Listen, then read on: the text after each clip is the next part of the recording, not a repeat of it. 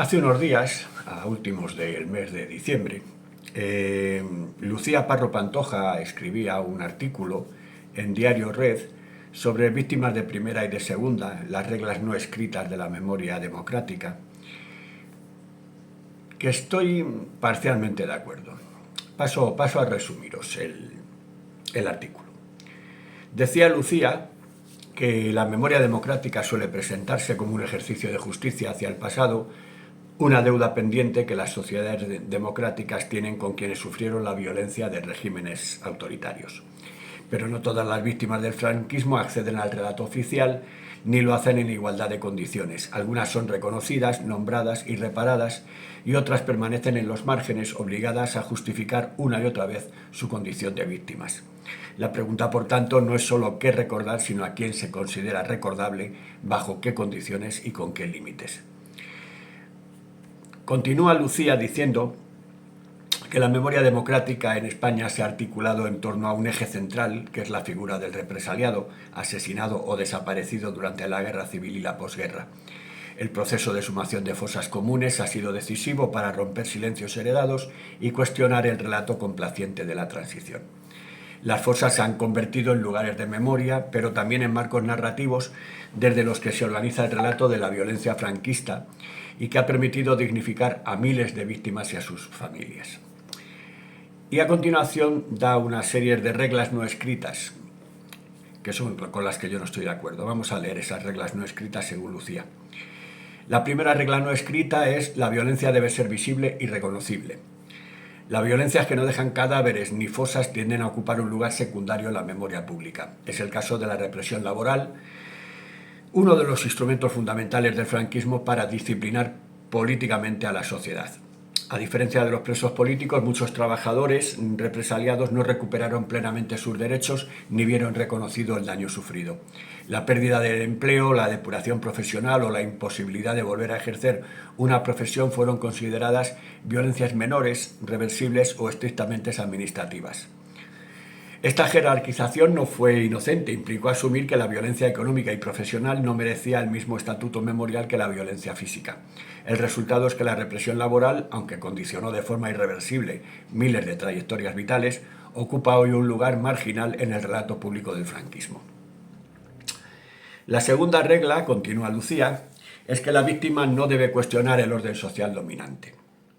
La exclusión memorial afecta de forma especialmente clara a las mujeres represaliadas. La violencia ejercida contra ellas fue política, pero también profundamente ligada al control del cuerpo, la moral y el trabajo. Muchas mujeres fueron sancionadas no solo por sus ideas políticas, sino por transgredir los roles de género impuestos por el régimen. La represión no se limitó a castigar una militancia concreta, sino que buscó reinstaurar, ¿cómo decirlo?,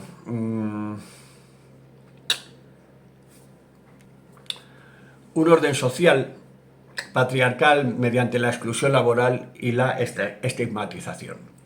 Este tipo de violencia ha sido históricamente difícil de integrar en la memoria oficial. Reconocerla como represión política obliga a aceptar que el franquismo no solo persiguió adversarios ideológicos, sino que construyó un proyecto de dominación basado en el género. Durante décadas esa dimensión quedó diluida o directamente invisibilizada en las políticas públicas de memoria. Las mujeres así han ocupado con frecuencia una posición secundaria en el relato memorial, presentes como familiares de víctimas, pero no siempre reconocidas como víctimas políticas por propio derecho. La tercera regla que hace alusión Lucía es que la víctima debe ser políticamente asimilable. La represión contra las personas homosexuales es uno de los ejemplos más claros de victimización de segunda categoría. Estas personas fueron encarceladas, internadas o sometidas a medidas de seguridad por su orientación sexual, pero no recibieron un reconocimiento equiparable al de otros represaliados. Durante años, el tiempo de encarcelamiento por homosexualidad no fue computado a efectos de seguridad social, a diferencia del sufrido por presos políticos. Esta diferencia no se basó en la ausencia de daño, sino en una concepción restrictiva de lo que se consideraba represión política legítima. Aquí la memoria actúa como un filtro moral, y algunas violencias son reconocidas porque encajan en el relato democrático dominante. Otras lo incomodan al cuestionar las normas sociales que sobrevivieron a la dictadura y por ello quedan relegadas. La cuarta regla a la que hace alusión Lucía es que la víctima no debe desbordar el marco jurídico e histórico. El caso de los bebés robados representa el límite del sistema memorial. Las madres afectadas han sido sistemáticamente silenciadas y cómo el robo de bebés no ha sido asumido plenamente como un crimen estructural del propio franquismo.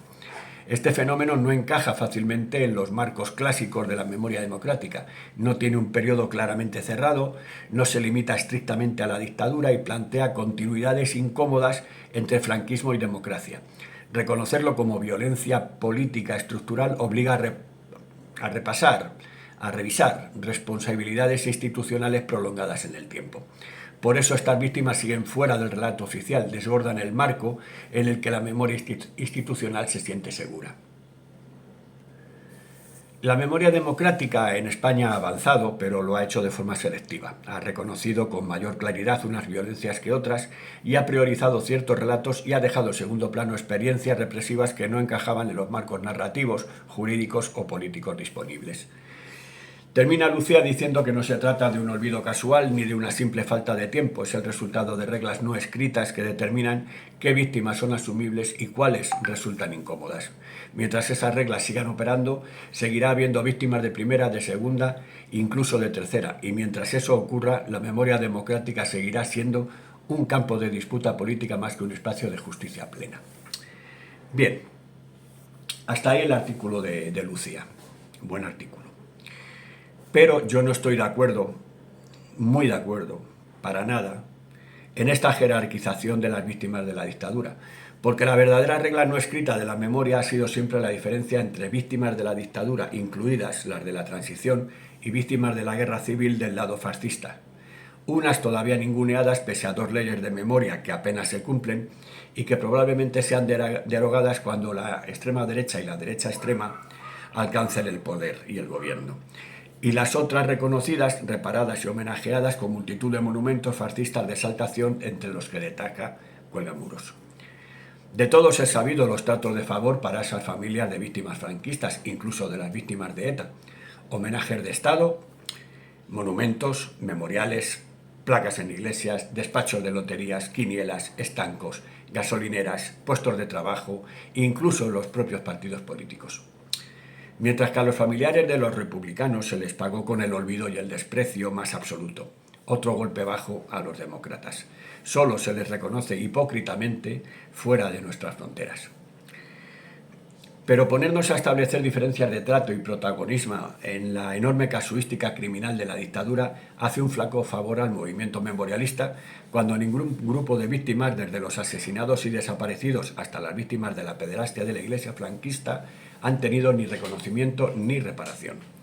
Por tanto, no se trata de establecer categorías entre víctimas en la práctica, ni reconocidas ni reparadas, sino de describir la extensísima casuística criminal de la dictadura y de denunciar la pasividad complaciente con la dictadura de una democracia que, en lugar de reconocer y reparar a todas las víctimas de la dictadura, antepone la exaltación ilustre de una transición cuyo precio la pagaron vía Ley de Amnistía de 1977, precisamente el conjunto de todas las víctimas de la dictadura que fueron desamparadas, olvidadas y no reconocidas ni reparadas. Esa es la gran regla no escrita de la historia reciente aún por resolver. La diferencia de trato, reconocimiento y reparación entre quienes murieron por un Estado fascista en una guerra y quienes murieron o sufrieron violencia en su lucha por un Estado democrático en una dictadura fascista en tiempo de paz y en una modélica y pacífica transición que se cobró más de 300 asesinatos por los cuerpos y fuerzas de seguridad del Estado y de bandas paramilitares fascistas. Esa es la verdadera regla no escrita entre unas y otras víctimas de nuestra historia reciente. Os leo en comentarios.